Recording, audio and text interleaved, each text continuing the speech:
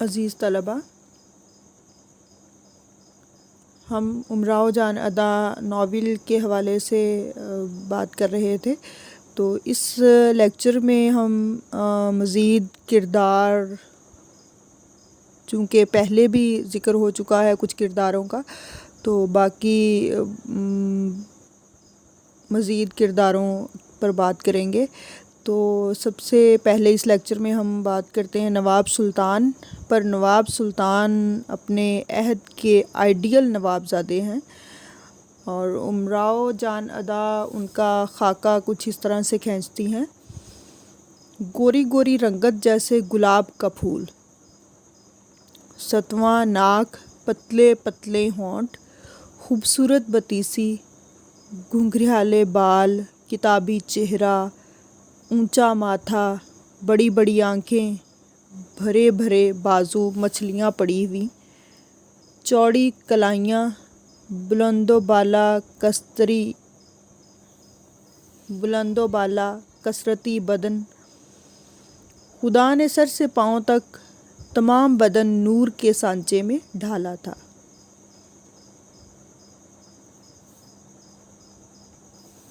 اگرچہ نواب سلطان اور نواب چھبن دونوں ایک ہی عہد اور ایک ہی معاشرے کے پروردہ ہیں، لیکن دونوں کی سیرت و شخصیت میں نمایاں فرق ہے۔ نواب چھبن بسم اللہ جان کے حسن توبہ شکن پر مائل ہوتے ہیں تو مسی کی رسم میں 25-30 ہزار روپے پانی کی طرح بہا دیتے ہیں، اور بسم اللہ جان کو اپنی ملازمت میں رکھ لیتے ہیں۔ وہ ذرائع الفت و شیفتگی معشوقہ کی چوٹی بھی گونتے ہیں اور اس کی ہر جائز و ناجائز فرمائش بھی فوری پوری کرتے ہیں۔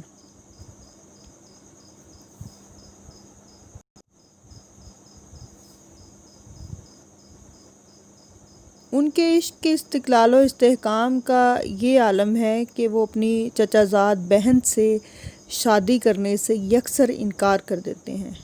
وہ خاندانی جائیداد سے بخوشی دستبردار ہو سکتے ہیں، لیکن بسم اللہ جان سے ترک تعلق نہیں کر سکتے۔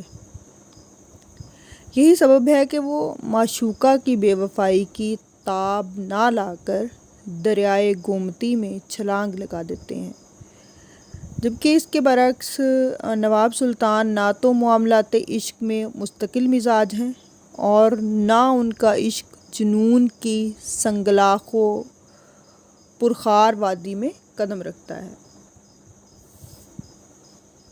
یہ سچ ہے کہ وہ رام دئی کے حسن بے نظیر پر فریفتہ ہوتے ہیں تو خاندان میں شادی کرنے سے انکار کر دیتے ہیں، جیسا کہ رام دئی کے اس بیان سے ظاہر ہے۔ نواب صاحب مجھ پر مائل ہو گئے، اور ایسے مائل ہوئے کہ دونوں جگہ کی شادی سے کھلم کھلا انکار کر دیا۔ لیکن جیسے ہی امراؤ جان سے ان کی آنکھیں چار ہوتی ہیں تو محبت کا دم بھرنے لگتے ہیں، بلکہ اپنے دلی اضطراب کا اظہار بھی کرتے ہیں۔ آپ کی اداؤں نے تو مجھے ایسا فریفتہ کر لیا کہ بغیر آپ کے دیکھے مجھے چین نہیں آتا۔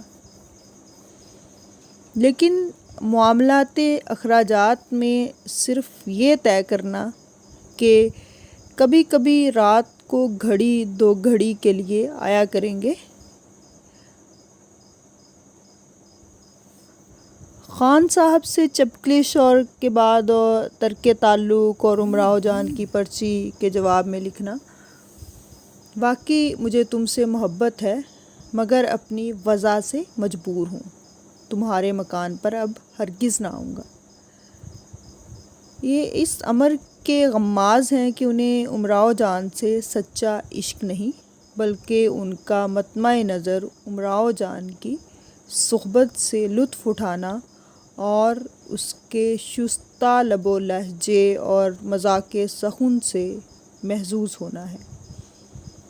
یہی وجہ ہے کہ وہ امراؤ جان کی چوٹی نہیں گونتے، البتہ والد کے اشعار خوب مزے لے لے کر سناتے ہیں۔ یہ کچھ ان کے والد کے اشعار آپ کو سکرین پر بھی نظر آ رہے ہیں۔ نہ غیروں کی وساطت ہو نہ یاروں کی شماتت ہو، نہ غیروں کی وساطت ہو نہ یاروں کی شماتت ہو، جو ہیں آپس کی باتیں رازدار ان کے ہمیں تم ہو۔ اچھی صورت جو خدا دے تو یہ اوصاف بھی دے، اچھی صورت جو خدا دے تو یہ اوصاف بھی دے، حسن تقریر بھی ہو خوبی تحریر بھی ہو۔ یہاں پر ایک لفظ استعمال ہوا ہے شماتت، نہ غیروں کی وساطت ہو نہ یاروں کی شماتت ہو۔ تو شماتت کے معنی اظہار خوشی، استہزاء یا ہنسنے کو کہتے ہیں۔ کسی کی برائی، خرابی یا نقصان پر جو خوشی کا اظہار کیا جاتا ہے یا اس پر ہنسا جاتا ہے تو اس کے لیے یہ شماتت کا لفظ استعمال ہوتا ہے۔ الغرض وہ اپنی وضع اور خانگی سکھ چین پر سب کچھ قربان کر سکتے ہیں، یہی سبب ہے کہ وہ بیگم کے سامنے امراؤ جان کو کنکھیوں سے دیکھ کر آگے بڑھ جاتے ہیں۔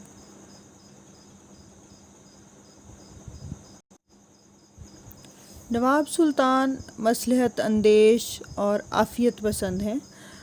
وہ نائکا کے کوٹھے پر دن کے اجالے میں جانا پسند نہیں کرتے، بلکہ رات کی تاریکی میں اور مکمل تخلیے کے وعدے پر جاتے ہیں۔ خان صاحب سے بحث و تکرار میں پہلے طرح دیتے ہیں اور اس وقت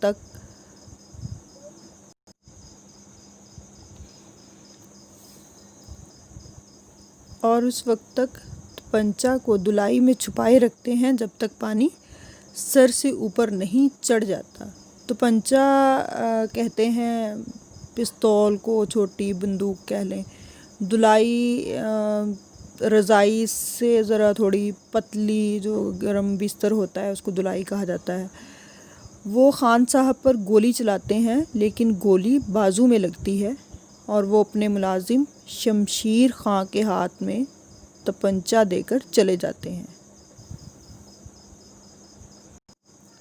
نواب سلطان چڑھتے سورج کے پجاریوں میں ہیں۔ وہ انگریزی سے رسوخ اس لیے بڑھاتے ہیں کہ غدر کے شعلوں سے محفوظ رہ سکیں۔ انہیں بادشاہ سے کوئی دلچسپی نہیں، وہ غدر کو بدمعاشوں کا فتنہ و فساد تصور کرتے ہیں۔ وہ ذاتی اور سماجی زندگی میں بھی ہمیشہ اپنے مفاد کو پیش نظر رکھتے ہیں۔ وہ نواب چھبن کی طرح سب کچھ لٹا کر نائکا کے ہاتھوں ذلیل و خوار نہیں ہوتے، بلکہ ان کی نظروں میں طوائف ایک دل پسند کھلونا ہے جس سے صرف دل بہلایا جا سکتا ہے، اس کے علاوہ اس کی کوئی قدر و قیمت نہیں ہے۔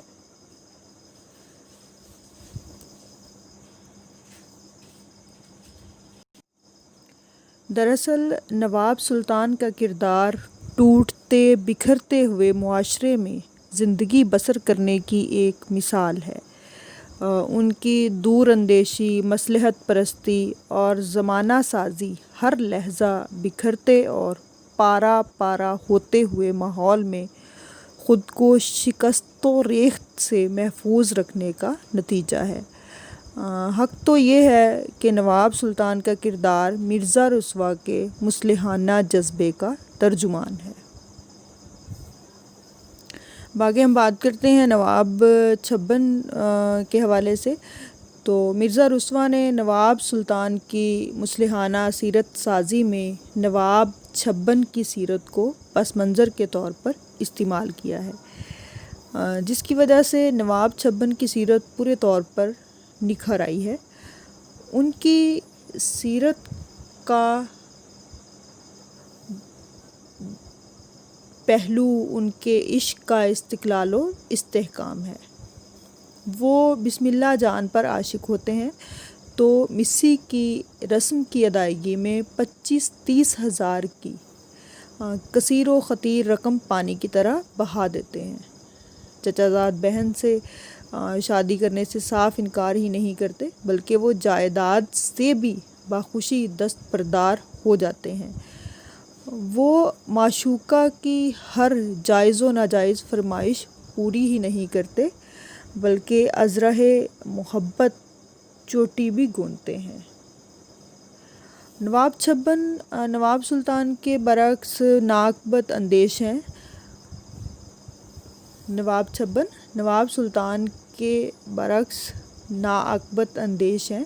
وہ جس معشوقہ بسم اللہ جان پر ہزاروں روپے نچھاور کرتے ہیں، جس کی خاطر لاکھوں کی جائیداد سے بے دخل ہوتے ہیں اور حاصل ہونے والے ازدواجی زندگی کے سکون کو تج دیتے ہیں، وہ بھی راہ محبت میں ساتھ چھوڑ دیتی ہے۔ یہی وجہ ہے کہ جب وہ دولت و عزت لٹا کر بھی معشوقہ کو حاصل نہ کر سکے اور طوائف کے کوٹھے سے ذلیل و خوار کر کے نکالے گئے، تب انہیں دریائے گومتی میں چھلانگ لگانے کے علاوہ کوئی اور گوشۂ عافیت نظر نہ آیا۔ نواب چھبن حق گو ہیں۔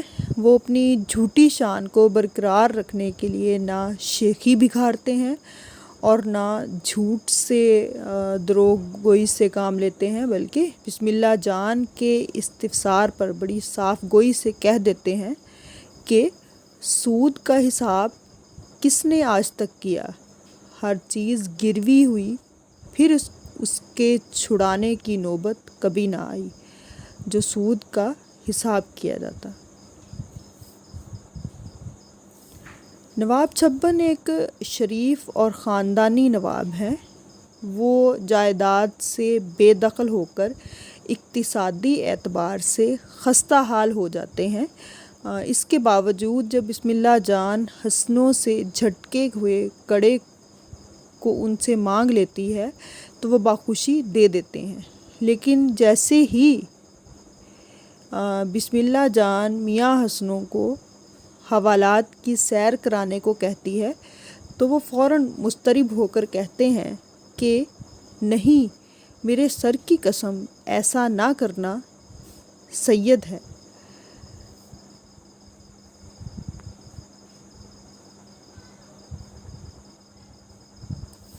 نواب چھبن احسان ناشناس اور طوطا چشم نہیں، بلکہ وہ ذرا برابر احسان کو بھی نہیں بھولتے۔ وہ حساس طبیعت اور زود پشیماں ہیں۔ وہ ماضی میں کیے گئے غلط فیصلے پر نادم ہیں۔ جیسے کہ ایک پیراگراف وہ ناول میں سے ہی لیا گیا ہے، افسوس میں نہ جانتا تھا کہ مخدوم بخش ایسا نمک حلال آدمی ہے، سچ تو یہ ہے کہ اس میں بہت ہی شرمندہ ہوں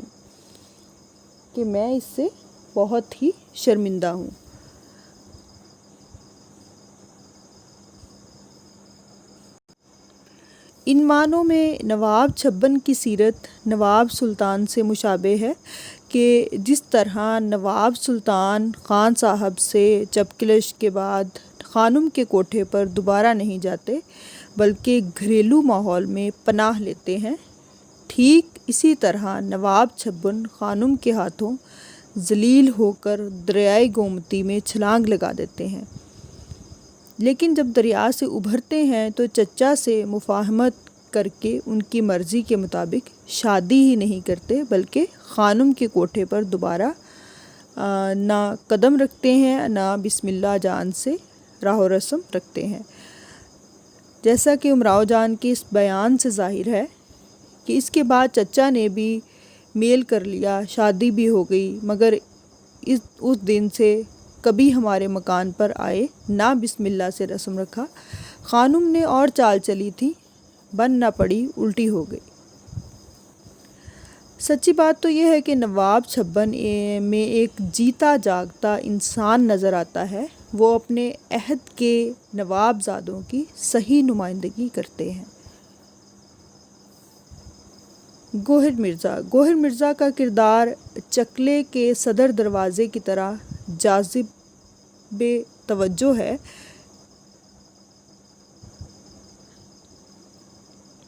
اس کے جسم میں بھی امراؤ جان اور خورشید جان کی طرح ایک عالی خاندان رئیس نواب سلطان علی خاں کا خون رقص کر رہا ہے، لیکن فرق صرف اتنا ہے کہ وہ بنو طوائف کے بطن سے پیدا ایک ناجائز بچہ ہے۔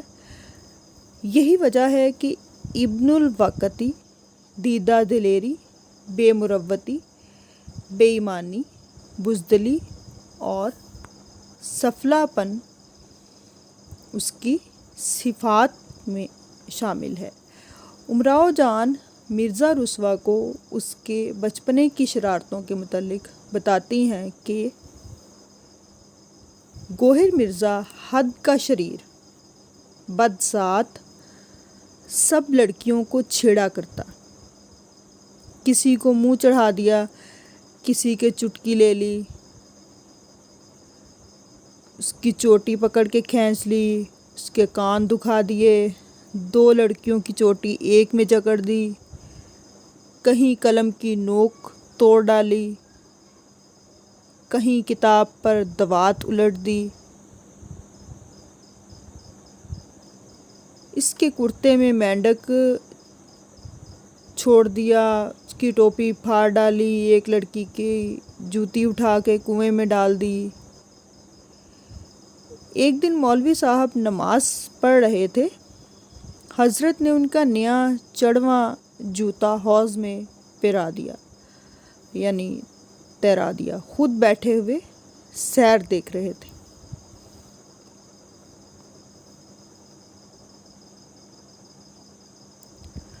نوچیوں کی چہلیں اور چکلے کی رونق و چہل پہل اسی کے دم سے ہیں اور وہی طوائفوں کے اہم پوشیدہ اور نجی ضرورتوں کا کفیل بھی ہے۔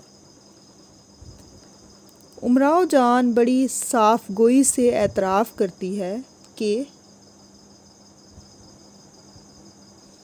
گوہر مرزا بچپنے سے رنڈیوں کا کھلونا تھا۔ ایسے شخص سے بہت زیادہ فائدہ ہوتا ہے، ایک تو یہ کہ جب کوئی نہ ہو تو اسی سے دل بہلا لیا، سودے سلف کا آرام رہتا ہے، بیمار پڑو تو حد سے زیادہ خدمت کرتے ہیں، دوست آشناؤں سے تعریفیں کرتے ہیں، چوکھٹ پھنسا کر لاتے ہیں، محفل میں بیٹھ کر اہل محفل کو متوجہ کرتے ہیں، انہی کی وجہ سے اچھا کھانے کو ملتا ہے، خاطر مدارت اور رنڈیوں زیادہ ہوتی ہے اور انعام و اکرام سوا ملتا ہے۔ اگر کسی رئیس امیر سے ملاقات ہو گئی، انہی کی بدولت ان کو لطف رقابت ہوتا ہے۔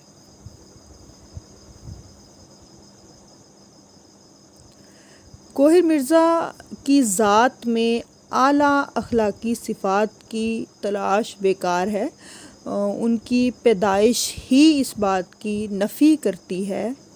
اس کے علاوہ وہ ایسے ماحول میں پروان چڑھتا ہے جہاں جھوٹ، مکر اور فریب سایہ فگن ہے، جہاں جھوٹی محبت، جھوٹے وعدے، جھوٹی آہیں اور جھوٹے آنسو ہیں۔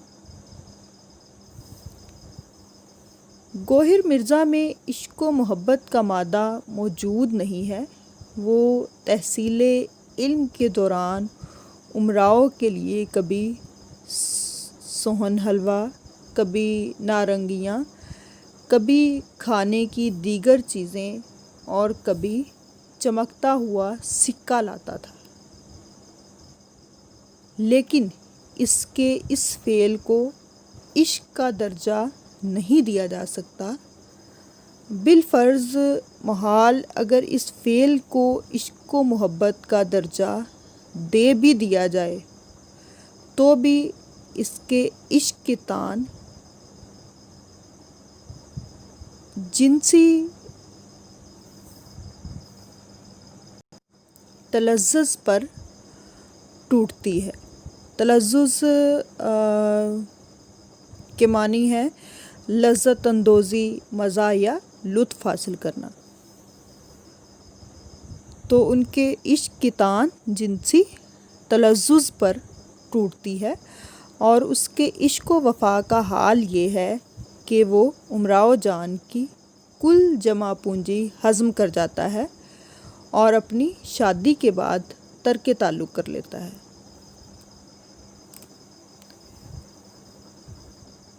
مرزا رسوا کے استفسار پر امراؤ جان کہتی ہے کہ رنڈی سے رسم رہا رہا نہ رہا نہ رہا، اب وہ مجھے کیوں پوچھیں؟ مدت ہوئی، ترک ملاقات ہو گئی، وہ کاہے کو تشریف لائیں گے؟ میں اکثر جایا کرتی ہوں۔ الغرض گوہر مرزا کو کسی سے محبت ہے نہ نفرت، وہ کسی اعلیٰ اصول و اقدار کا پابند ہے اور نہ ہی اس کی زندگی کا کوئی نصب العین ہے، لیکن اس کی اہمیت سے نہ نوچیوں کو انکار ہے نہ نائکا اور نوابین کو۔ دراصل گوہر مرزا لکھنوی تہذیب و معاشرے کا ایک ایسا رشتہ ہوا ناسور ہے جس کی ٹیس میں بھی ایک لذت ہے۔